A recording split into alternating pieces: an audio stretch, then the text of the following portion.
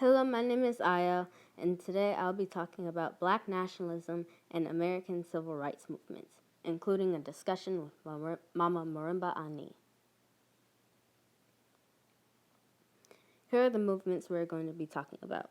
We're going to be talking about the Freedom Riders, the Sit-In Movement, Ella Baker and the SCLC, SNCC, and the Mississippi Freedom Democratic Party. We're also going to be seeing if those movements were black nationalist movements or not, and the things we're going to use to help us figure that out are the 4 tenets of black nationalism. The first one is black identity, then unity and collective work, self-reliance, and race-first mentality and behavior.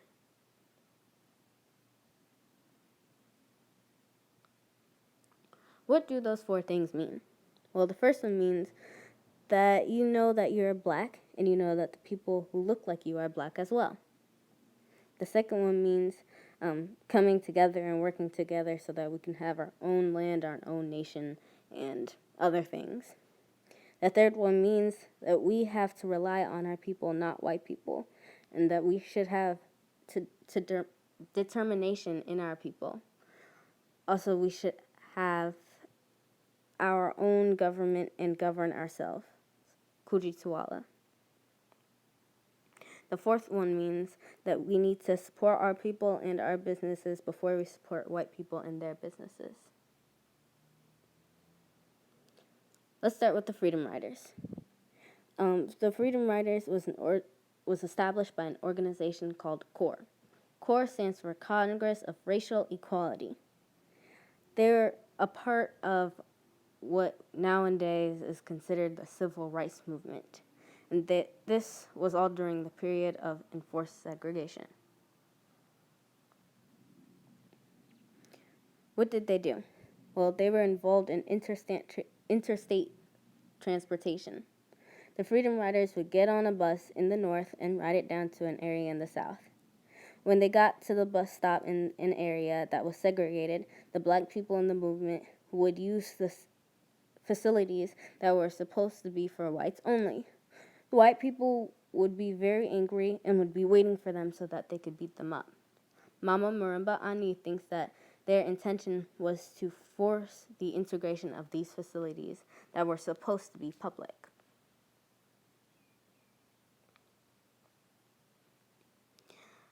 Mama Marimba was not a part of the Freedom Riders, and she would not have wanted to be a part of it.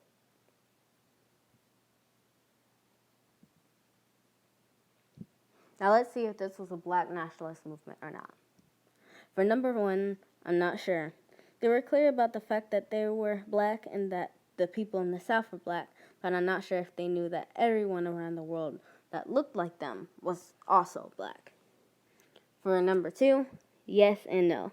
Yes, because they were coming together to try to make things better for our people, and no, because they were not working to get a sovereign nation. They were working to try to be friends and get along with white people.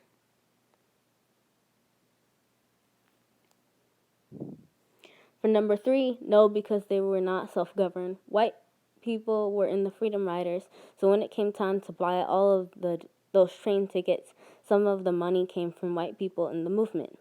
I don't think that they were self-determined. I think that the black people in the Freedom Riders did not come up with that idea on their own. They did not rely on their own people to buy or help them buy the tickets. And for number 4, yes and no. Yes, because they wanted to make our situation better, and no, because they were not supporting us.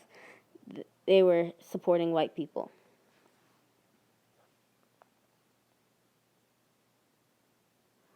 So, in my opinion, on the scale of a non-black nationalist movement to a black nationalist movement, the Freedom Riders are very close to a non-black nationalist movement. The Sit-In movement. The Sit-In movement was started by 4 brothers in Greensboro, North Carolina in 1960, February 1st. And by brothers, I don't mean that they were related. They were just like young males.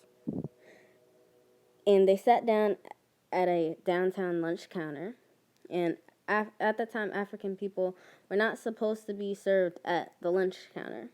And Mama Marimba guesses that they went there to see what would happen. And no one knew what was going to happen because as far as we know, it was the first time something like that had ever been done in an organized way. They thought that the four brothers thought that African people not being able to go places like lunch counters was symbolic of their situation, of their colonized status in this country. And they were not arrested because no one knew what to do.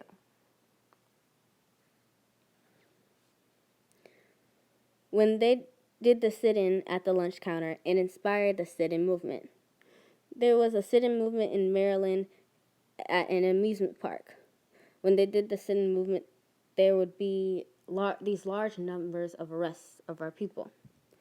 You would spend the night or some hours in jail, and then you'd be let go. At that time, getting arrested meant that you were doing this for your people, and it took courage. And you were not involved in a criminal act or other things that you would get arrested for nowadays. Mama Marimba was inspired by the sit-in movement. She said it made it very clear to her that she was not interested in any type of integration. Was this a black nationalist movement? For number one, yes and no. Yes, because they were clear that they were being treated, the way they were being treated was symbolic of their situation, of our colonized status in this country, and that before we were captured, we were not in this position. And no, because I am not sure if they thought everyone that looked like them was black, just like for the Freedom Riders. For number two, yes and no. Yes, because they did work together to organize the first and all the other sit-ins. No, because I do not think they were doing this to get sovereignty. Maybe, I'm not exactly sure about if they were doing this to get sovereignty. It would help us get sovereignty, and maybe that was in like their subconscious mind or something, that was the goal. But as far as we knew, like their intention, what they thought their intention was at that time, I don't think they were doing this to get like sovereignty right at that time.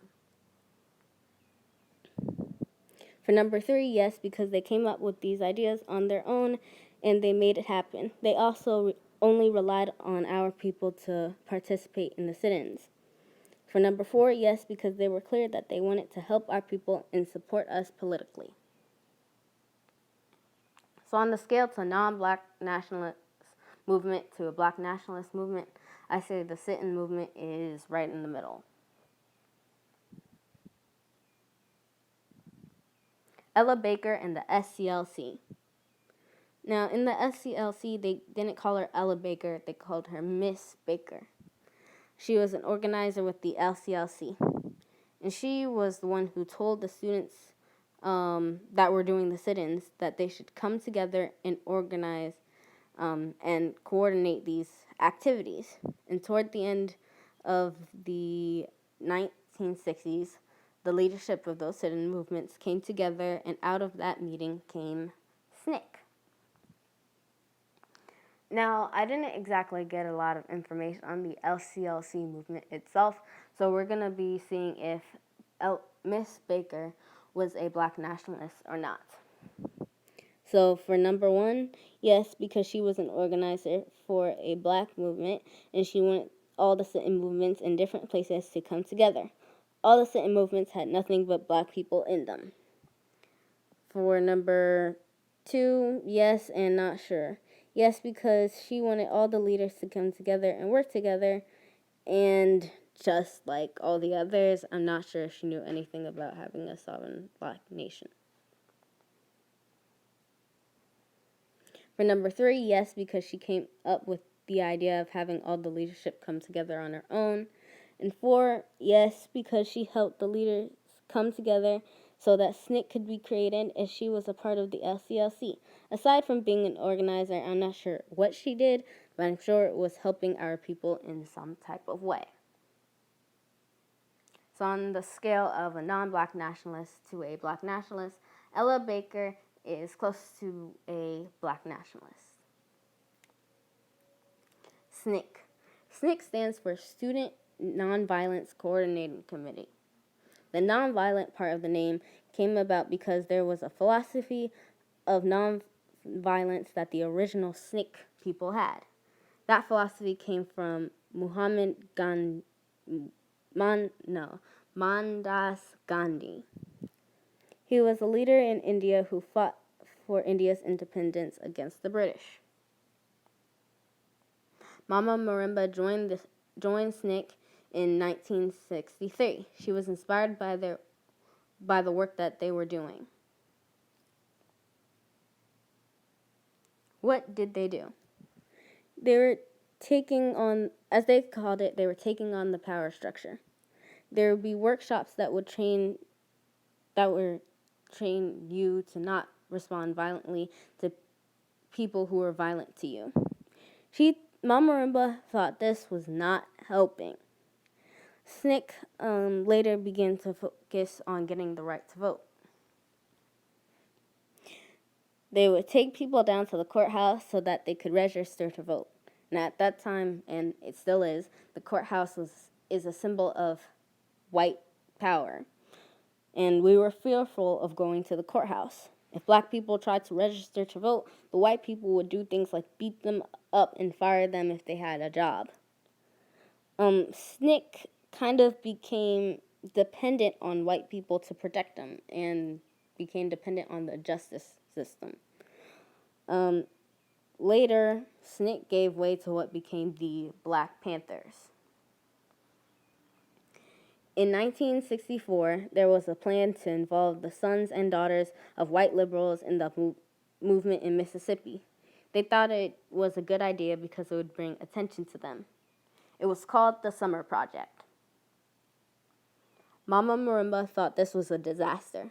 She did not like the idea because the appeal of the movement for her was that it was controlled, led by, and belonged to African people.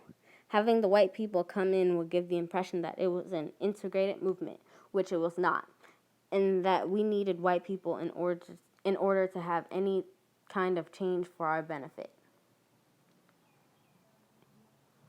Was SNCC a black nationalist movement? For number one, yes and not sure.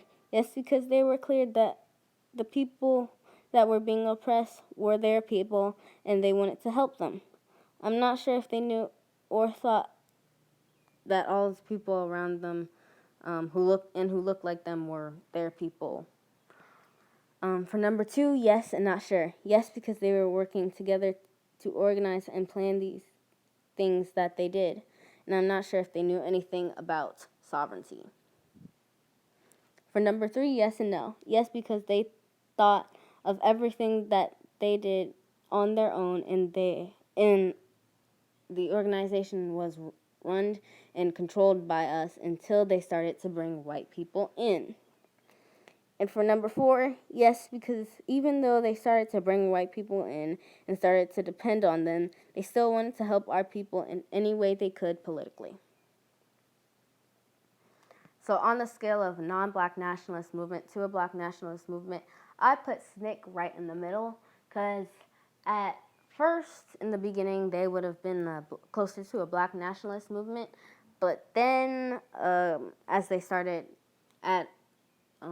bringing white people in, they moved closer to a non-black nationalist movement. So I just put it right in the middle because of that. The Mississippi Freedom Democratic Party. This was made because different organizations came together to organize this movement, and Fannie Lou Hamer became a leader and the head of the movement.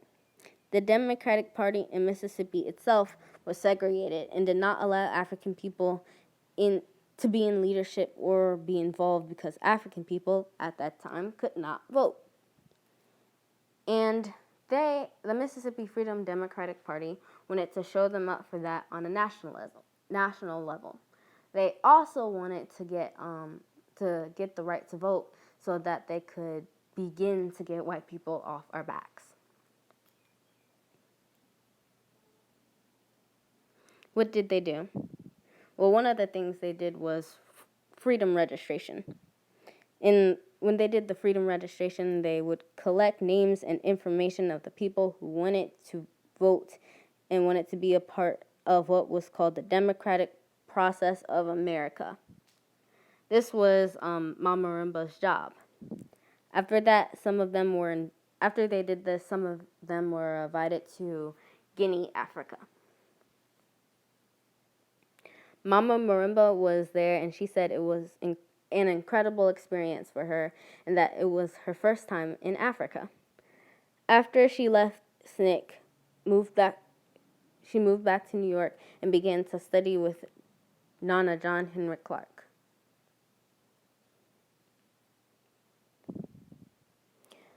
Was this a black nationalist movement? For number one, yes, because a lot of the people in the movement were black, and they thought that to make the change that they wanted to have happen, they had to take it upon themselves and work with black people to make it happen.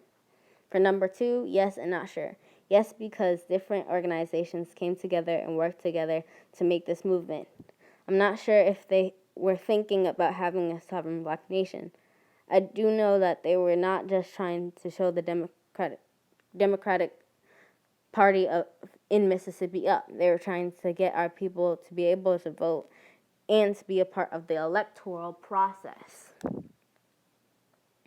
For number three, yes, because they were trying to have our people be a part of the electoral process.